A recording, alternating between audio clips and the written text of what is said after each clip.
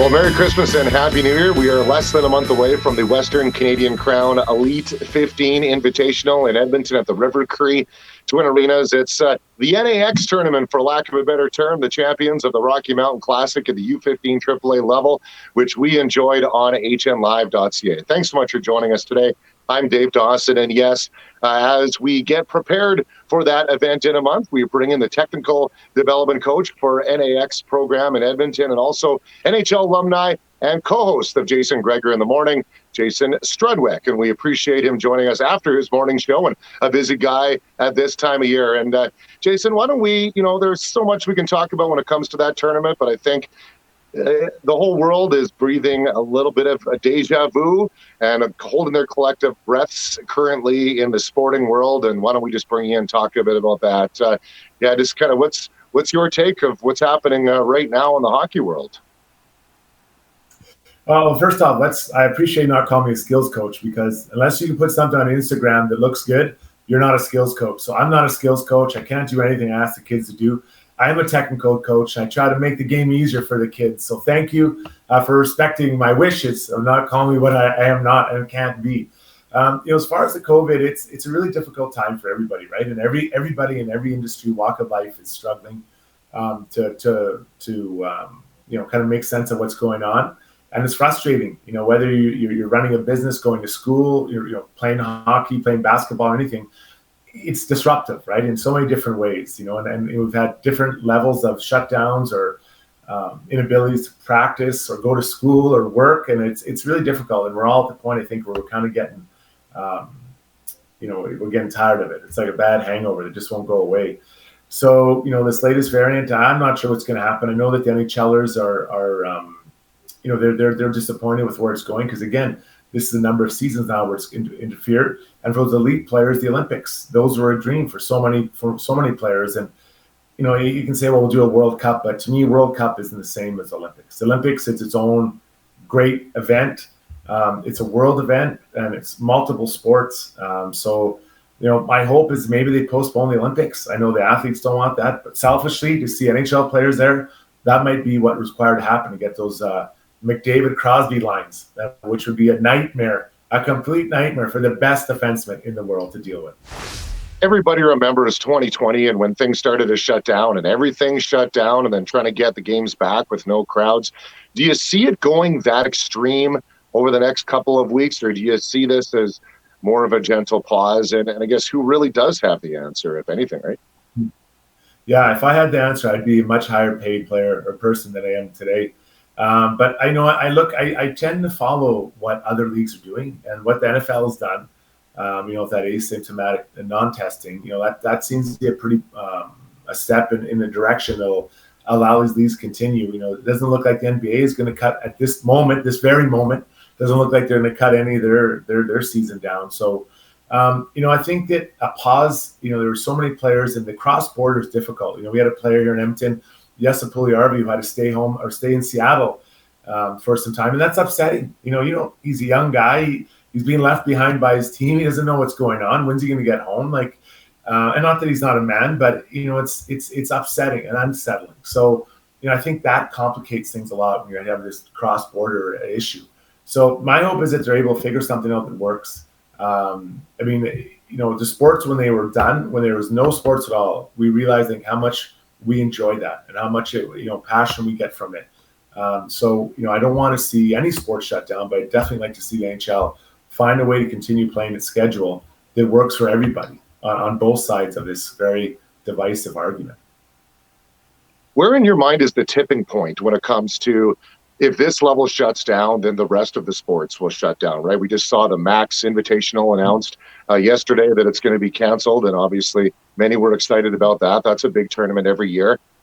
When do you look at, and obviously we're talking about your event, the Western Canadian Crown Invitational in January, is there a tipping point to say, okay, once this shuts down, things will likely start to pause again, or pause overall in the minor hockey levels?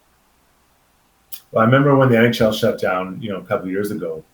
It was within 48 hours, school shut down, sport was shut down, everything shut down. So I'm not saying that they're the leader of our free world, but when sports start to get sent down, shut down, I think it really gets a lot of people's attention. So with the latest pause in the NHL, I think it does draw attention to youth sports. Youth sports doesn't have the funding needed for, continuous testing and all that kind of stuff. They just don't have the money for that. So, I think, I trust my health professionals. I have a lot of friends who are doctors, and I trust them and listen to them. And, what they think is prudent, is the right choice. But I believe it's Lou Lamoriello who said, if you have time, use it. So prior to this tournament, prior to a lot of different things, there's time. So we don't have to make a decision right now about what's going to happen in, 25 days or 30 days or a March break. You have time, so let's use it. Let's gather information, see what others do, and see what happens from there. We don't know what's going to happen with this variant and how it's going to spread or slow down. Who knows? I have no idea, but I know that we have time, so let's use that wisely. Well, we are excited for the next couple of weeks, January 13th to 16th at the River Cree Twin Arenas on hnlive.ca.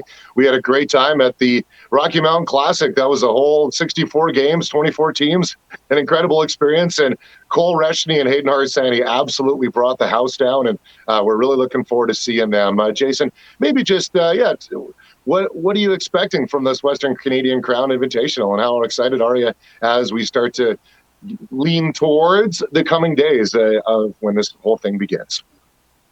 Well, I love the timing of it. I think that it's this sweet spot of kind of halfway through your season or just over halfway through. And, as a coach, you get your new team together, and a lot of these teams are all new. They start this year. It takes a while to kind of get everybody on the same page. And again, I'm not working with the kids every day, but I do see them pretty regularly. And you work to get them on the same page. Once they're on the same page, now you try to continue to improve their skills, and then their team game. What does their team game look? What does their game look like away from the puck, and all that stuff? So you're going to see not a brand new product, but you're going to see a nearly finished product as far as the team. Because once you hit January, you are making some improvements, but a lot of that improvement happens from day one, which let's call September 1st through to January 15th. So looking forward to seeing all their teams at their best and healthy, and not worn down after a long year, and just see what everyone can do, and how they can show their skills that they've been working on for these many months.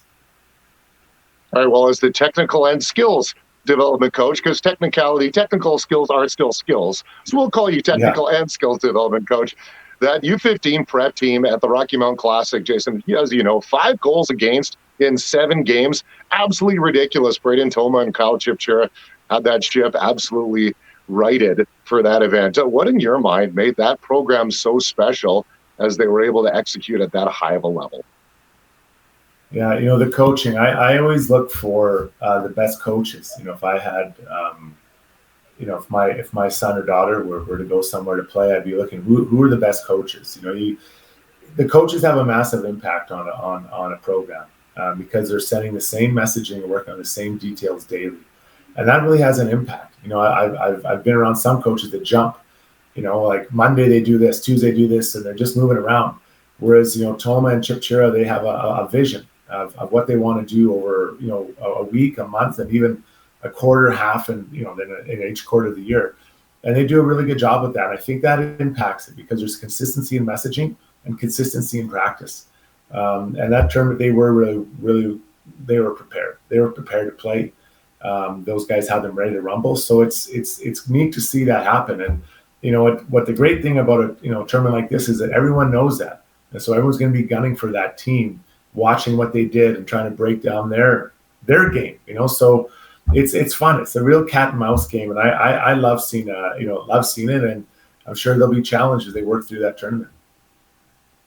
All right, and lastly, I guess I really appreciate your time this morning. Thanks so much for joining us. As a guy who's played the NHL and involved in, major market media for a number of years, what benefit has streaming made for you when it just comes to coaching and developing and being able to scout players and teach them kind of some of those skills? As we're excited to bring you this tournament at hnlive.ca.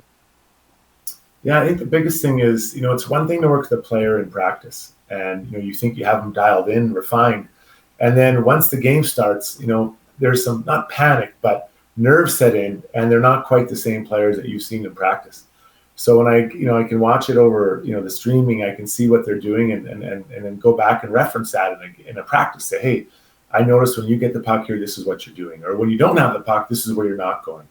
And I think that ability is really important, because the game isn't played around cones or without pressure. And we try to incorporate a lot of pressure into our drills at NAX to make it game-like. But there's nothing like a game. You can only recreate to a certain level. There's nothing like a game, and the nerves, especially when you get down towards the end of a period or a game where it's maybe 2-1, and now you're going back as a D-man to get that puck. Are you shoulder checking? Are you taking the right angle?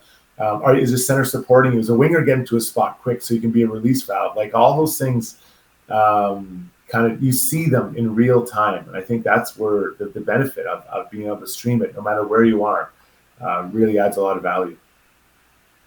All right. Well, you've added a lot of value to our show. We appreciate you coming on, and love to have you do it again before January 13th to 16th in Edmonton. Sounds good, guys. We'll talk to you soon. All right. Jason Strudwick, the technical and skills development coach of NAX program and co-host of Jason Gregor in the Morning on TSN Radio in Edmonton. Thanks so much for watching this episode of Hockey Talk. I'm Dave Dawson. On behalf of our producers, we'll see you next time.